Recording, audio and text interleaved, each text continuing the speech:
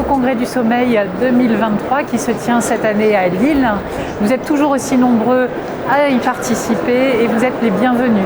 Et cette année, au programme, vous avez aussi bien les disciplines respiratoires, neurologiques, psychiatriques qui sont abordées. Quelques nouveautés de l'année.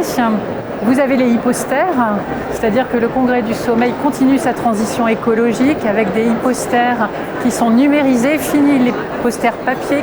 Vous êtes autour de tablettes, d'écrans et ça permet une réelle interactivité autour de ces posters et des échanges. Autre nouveauté, les Agora Sommeil. Ces Agora Sommeil veulent mettre en avant les jeunes chercheurs et autour d'un thème vont se dérouler des communications orales, des communications affichées, qui seront des communications discutées pour permettre là aussi les échanges.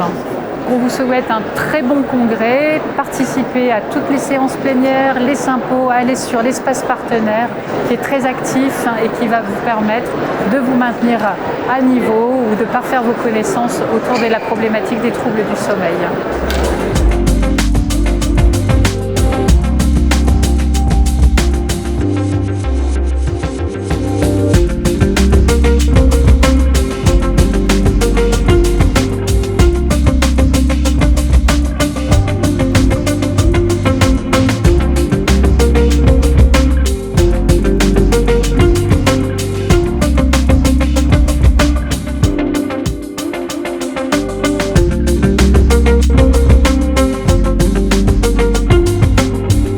Cette année, au Congrès du Sommeil, je vais présenter lors de la session des jeunes chercheurs un nouveau marqueur qu'on peut extraire des enregistrements du sommeil qui va représenter la variation du rythme cardiaque engendrée par les événements respiratoires apnée-hypopnée. Et également ceux dont le traitement par PPC pouvait réduire ce risque cardiovasculaire.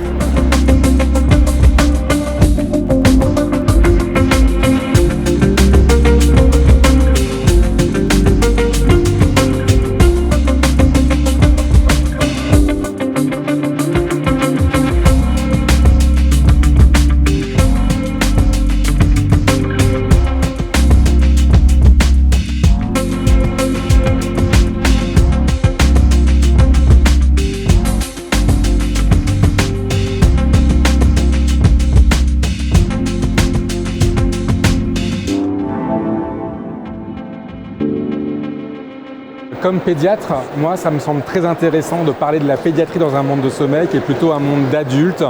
Différentes recommandations établies par la SFRMS, dont celles qui viennent d'être publiées suite à un groupe de travail que j'ai coordonné sur les troubles respiratoires obstructifs du sommeil de l'enfant. On parle donc des troubles respiratoires obstructifs du sommeil de type 1, c'est-à-dire ceux qui ont plutôt une hypertrophie des amygdales ou des végétations. Et effectivement, la prise en charge initiale doit se faire une fois qu'on suspecte le diagnostic en adressant cet enfant à l'ORL. C'est lui le pilier central initial de notre prise en charge. La deuxième chose à souligner sur ces recommandations, c'est la surveillance indispensable, que l'enfant ait été opéré ou pas. Il convient d'instaurer un suivi très prolongé parce qu'on a des facteurs de risque de persistance ou de réapparition des apnées du sommeil chez l'enfant.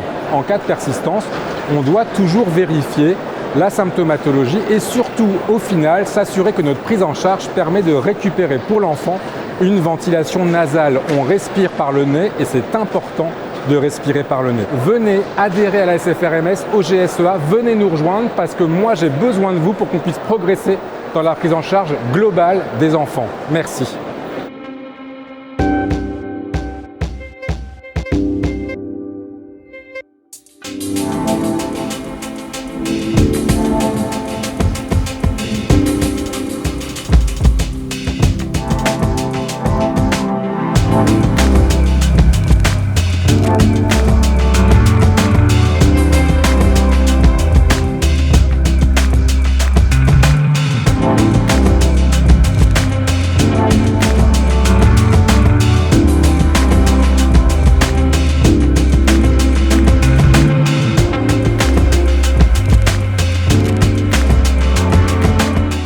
Aujourd'hui, au nom du groupe de travail qui s'est attelé à produire un consensus sur la prise en charge du syndrome d'apnée centrale de l'adulte.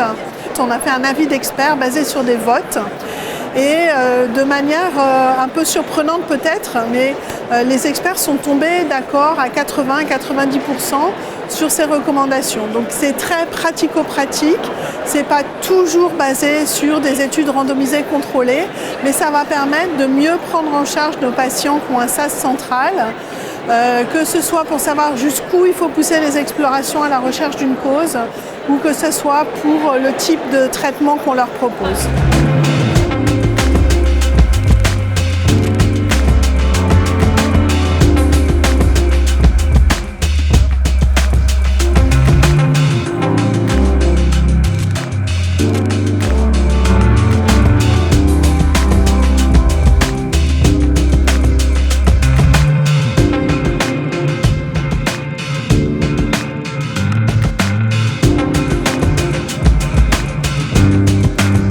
La somnolence a un gros enjeu de santé publique, notamment avec tous les accidents de la route qui seraient attribuables à de la somnolence, mais ça a un gros impact aussi sur la vie quotidienne, et donc un impact fonctionnel important sur la sphère professionnelle, sociale, familiale, chez les sujets.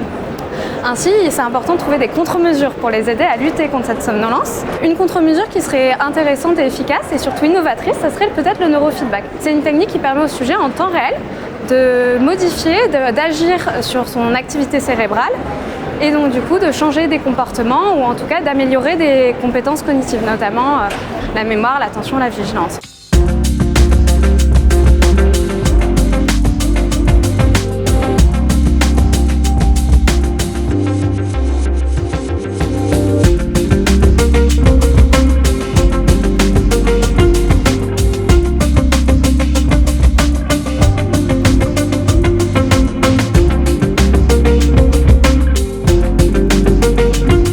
Présenter les effets de la lumière rouge, plus particulièrement sur le sommeil, la vigilance et chez le modèle murin du coup, et plus particulièrement la souris.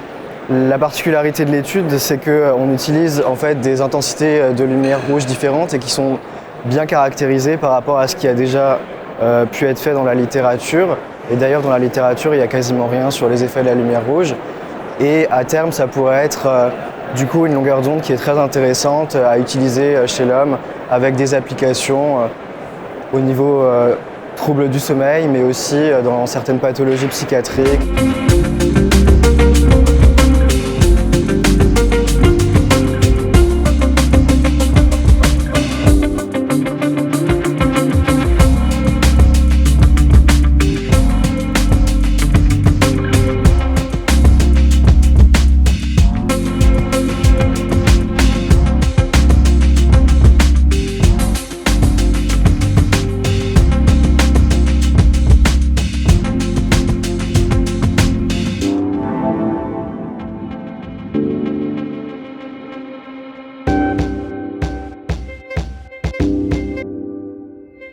Eh bien, le congrès 2023 se termine.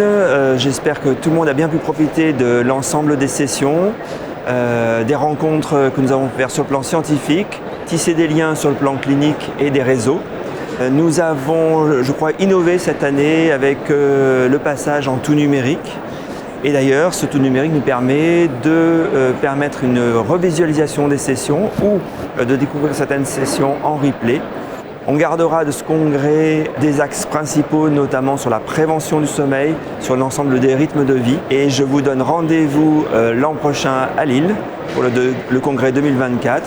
N'hésitez pas à nous envoyer vos suggestions de symposium, vos propositions de réunions annexes. Et à très bientôt.